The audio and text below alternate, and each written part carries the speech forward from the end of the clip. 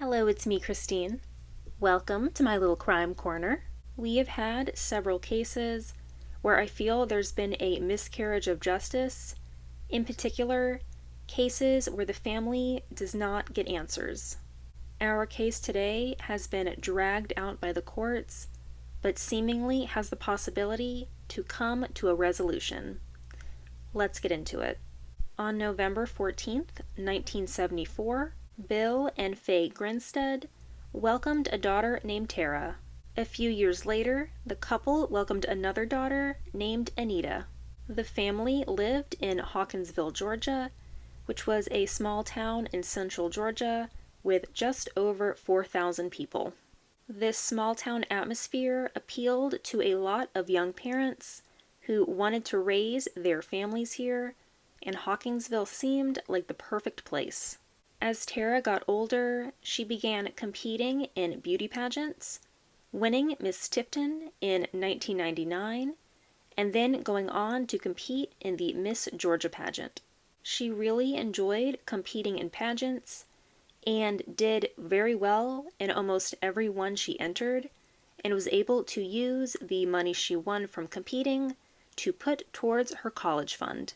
She knew she always wanted to be a teacher, but she never let go of her pageant passion, and when she retired from competing, she continued to work as a pageant coach. Tara earned a master's degree in education and was a history teacher at Irwin County High School in Osceola, Georgia, which was another small town just about an hour away from Hawkinsville, where she grew up. On Saturday, October 22nd, 2005, Tara went to a local beauty pageant where one of the girls she was coaching was competing. After her coaching session, she went to a friend's barbecue and stayed till around 11 p.m. before heading home. Monday morning rolled around, and Tara hadn't shown up for work. This was extremely unlike Tara to show up late to any function, let alone not show up at all. After a few hours, and Tara still hadn't shown up for work, she hadn't even called, no one knew where she was, her coworkers decided to call police to conduct a welfare check at her home since she lived alone. Once there, police found Tara's cell phone inside her home, and although her car was in the driveway, her keys and purse were nowhere to be found. The local police got the feeling immediately that something was wrong and felt they should call in reinforcements. They then got in contact with the Georgia Bureau of Investigation since they felt their resources were no match for what the GBI could do. When the GBI showed up to Tara's house, they found no signs of forced entry, and they felt the home itself looked clean and in order, and showed no obvious signs of a struggle. This almost made matters worse, since Tara, along with her purse, were missing, so obviously something had happened here. This was very unnerving to the community because they were so small and close-knit. It's hard to imagine something happening to someone so loved. Tara was adored by her students and coworkers and seemed to make an instant connection with anyone she met. Very little progress was being made in the case, since in addition to there being no obvious signs of foul play, there was just so little evidence. Weeks turned into months, and no new clues emerged. Luckily, there was renewed interest in her case after a 48-hour story had aired where police revealed that they had found a latex glove in Tara's yard and were able to recover DNA from it. At the time of the program, there were no suspects named and no clues released other than it was a man's DNA. They didn't release a name or any relation to Tara. They revealed that they had tested the DNA against dozens of known associates of Tara's, and none of them had been a match. After finding no matches here, the sample was then entered into the Georgia and national databases, but again, no matches were found. Later in February of 2009, police finally had a lead. Several disturbing videos had been posted online of a man who called himself the Catch Me Killer. In his videos, he had described in detail how he had killed 16 women and hid their bodies. In his videos, he offered clues about several known open murder cases and challenged investigators to find the women before he revealed himself. In the videos, he said, "Every week there will be a new clue. Every new clue will lead to a new body. Every new body will lead to a new clue. Once all 16 bodies are found, you'll know exactly who I am." The first set of clues seemed to describe the case of Tara Grinstead. Investigators were highly motivated to find out who this man was, since he was essentially confessing to Tara's murder. There was really no reason at this time to not pursue this lead. As much as he tried to conceal his identity, police were able to identify him by tracking his IP address as a 27-year-old man named Andrew Haley.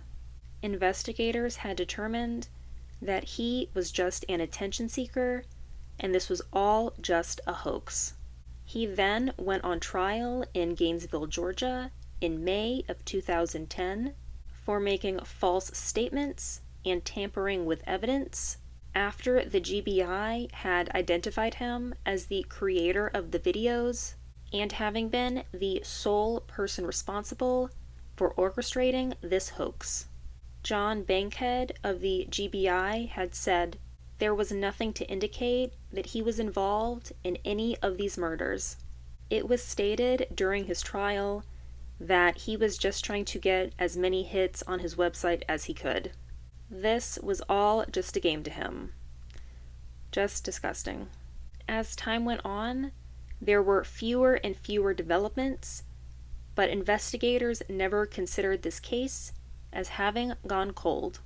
Leads did continue to be periodically received by the GBI, and they looked into each and every one. Unfortunately, every clue that had been called in was just another dead end. It wasn't until a podcast called Up and Vanished did a story in 2017 that was able to shed new light on the case. On February 23, 2017, the GBI announced that they had made an arrest based on a tip they received. They found this tip credible, and a man named Ryan Alexander Duke was arrested for the murder of Tara Grinstead. About 3 years before Tara had gone missing, Ryan was a student at the same school Tara taught at, but I do not believe he was one of her students. According to warrants which were read in court, Ryan had entered and burglarized Tara's home, and when she caught him, he attacked her, strangled her, and carried her out of her home. The following week, on March 3rd of that same year, police arrested a man named Bo Dukes, who was a former classmate of Ryan's, in connection with Tara's disappearance. Bo and Ryan weren't related, they just had almost the same last name. This arrest was surprising, since Bo's family was actually friendly with Tara's family, with her sister Anita confirming that she had known the Dukes family for years. Anita said that she had never connected Bo with any part of her sister's disappearance. The trial began in August of 2017, where a grand jury filed 4 new charges against Bo, including 2 counts of making false statements, 1 count of hindering apprehension of a criminal, and 1 count of concealing the death of another. These charges were the result of Bo having been questioned in 2016 regarding Tara's disappearance to which he knowingly lied. Following Ryan and Bo's arrest, the county judge issued a gag order which prohibited anyone from talking about or reporting on the case to protect both men's right to a fair trial. People around town had already been talking about it and knew the circumstances, but not all the details, and once the suspects were named, people did make assumptions. Several TV stations in Georgia did challenge the gag order, and it was eventually amended, but still restricted public comment by anyone working with the prosecution or defense, court staff, and current and former police officers working on the case. Bo's trial officially began on March 19th, 2019. He was being charged with lying to investigators, hindering the investigation, and concealing Tara's body. His defense attorney argued that there was no evidence that Bo had intentionally lied to the Georgia Bureau of Investigation's agent in 2016, but an old friend of Bo's named John McCullough had testified that during a 2006 drunken conversation, he had confessed to him that he had helped dispose of Tara's body. Bo said that he did not recall this conversation with John. His attorney also said that he didn't tell the GBI that he did not have a conversation with John. He just didn't remember it. He then went on to say, considering how intoxicated he was, based on John's own testimony, does that seem unreasonable to you? But Bo later confessed when interviewed again. During his trial, he said, "My actions and failures are the responsibility of mine alone. I failed Tara Grinstead. I failed my community. I want everyone to know I am truly remorseful for my actions." Bo Dukes was found guilty of all 4 charges and sentenced to 25 years in prison. Ryan's trial ended up being delayed due to his lawyers arguing that they had been unconstitutionally denied funds in order to have experts testify on Ryan's behalf. Originally set for August 1st, 2019, his trial began 3 years later on May 9th, 2022. While on the stand, Ryan had testified that the statements he had previously made to police, including a confession, was false. Was it coerced or not? I don't know. His defense attorney says that he issued the false confession because he was under the influence of drugs. They had said in court documents that Ryan was at home asleep on the night that Tara had been killed. They told the jury that it was in fact Bo who was solely responsible for the murder. Ryan said that once Bo was in jail, he felt safe enough to tell the truth. On the night of the murder, Ryan had said that Bo came and woke him up in his room in the mobile home that they had shared together in 2005. He said that Bo had confessed to killing Tara and then showed him her purse and wallet. Ryan then went on to say that he had only lied to investigators earlier because Bo had already killed one person and he was afraid that he was next.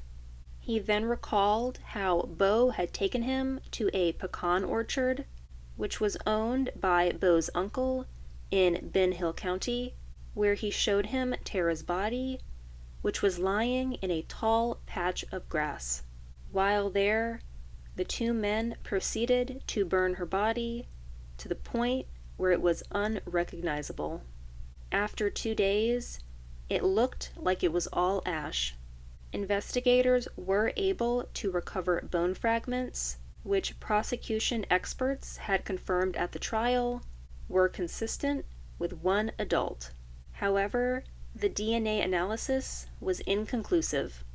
The latex glove found in Tara's yard, when tested, was found to contain the DNA of Tara, Ryan, and a third person who couldn't be conclusively identified. Before being sentenced, Ryan gave a tearful apology to Tara's family. He said, "I am truly sorry. Your long suffering has been unimaginable. My actions were cowardly, callous, and cruel. I was more interested in self-pity and self-preservation than doing the right thing for Tara or for you." At his trial, Ryan had pleaded not guilty and continued to blame Bo for being the sole culprit in Tara's murder. On May 20th, he was found not guilty of malice murder, not guilty of 2 counts of felony murder, not guilty of burglary, not guilty of aggravated assault, but was found guilty of concealing a death. 3 days later, Ryan Alexander Duke was sentenced to 10 years in prison.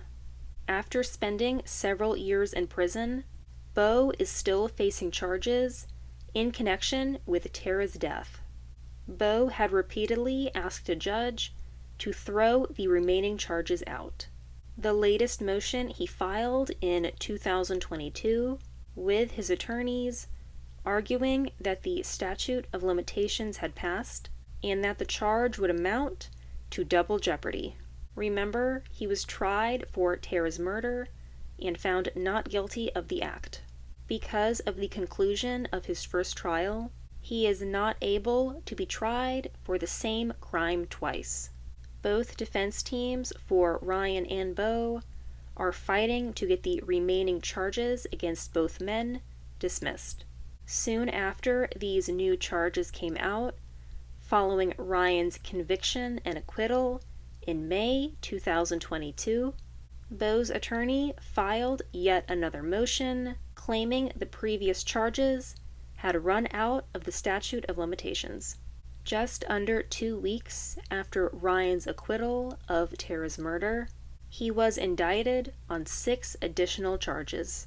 According to the indictment, the jury indicted him on 1 count of concealing the death of another, hindering the apprehension or punishment of a criminal, 2 counts of concealment of facts, and 2 counts of tampering with evidence. These charges stem from Ryan's confession during his trial, where he had confessed to concealing Tara's body and implicating Bo as the one responsible for Tara's death. The indictment also alleged that the crime had been unknown until February 19th, 2017, which is something Ryan's attorneys told reporters was incorrect in August of that year. During Ryan's trial, a GBI agent had testified that a report had been made in 2005, along with other reports that had mentioned both Ryan and Bo that had been overlooked due to the overwhelming response they were receiving at the time. The motion that was heard late in 2022 argued that the indictment was time-barred due to the agencies being aware of these repeated and earlier reports beginning in 2005, but utterly failing to act upon them in any way. The motion also mentions specific dates prior to Ryan's arrest in 2017, where GBI agents and local law enforcement received information regarding Ryan and Bo's alleged involvement in the case. According to Ryan's attorney, reports were made in 2007, 2008, 2016, and 2017. It was again argued that the statute of limitations had expired. In a more recent hearing, a GBI agent had testified that after the trial, the prosecution had presumed that the statute of limitations had run out, but then had an organic revelation that Ryan could still be charged. His attorney had argued that this is because the state has willfully and maliciously decided to ignore all these facts to secure the indictment of Ryan Duke in Ben Hill County only 2 weeks after he was found not guilty of murdering, assaulting, or burglarizing Miss Grinstead.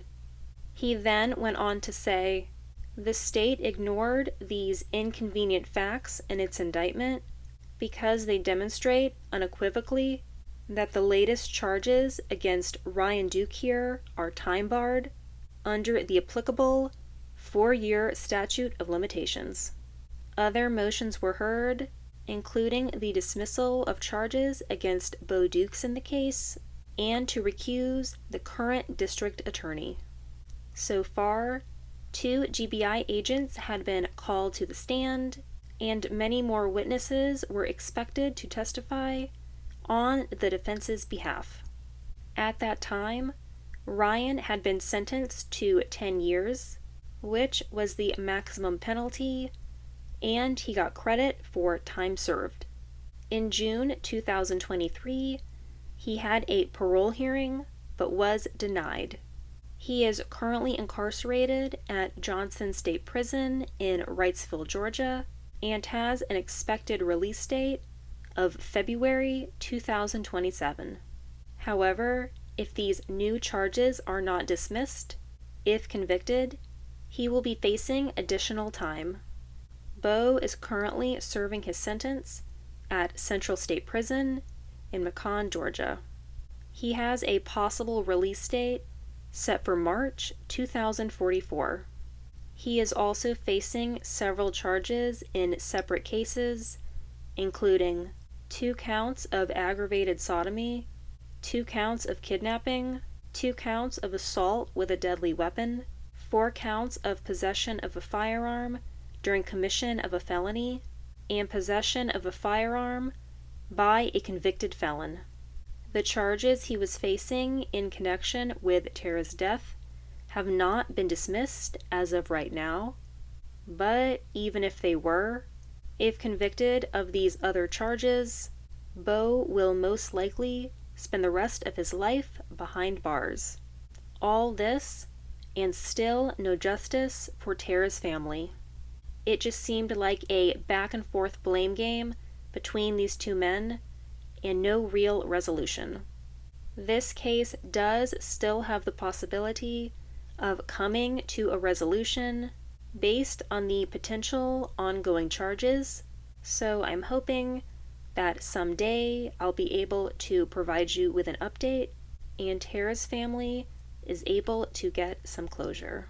Of course, it won't be enough. It will never be enough, but it will be something. Let me know your thoughts on this one. Do you think their sentences were fair? I think they were given the maximum they were able to get at the time. Considering they were both found not guilty, I still think they got off way too easy. Check in on your friends. Make sure they arrive home safely. And if you're leaving and going home alone, check in with your friends to let them know you've gotten home safely. Be careful out there. And that is all I have for you today. Thank you very much for watching. I hope you learned something, and I will see you in the next one. Bye.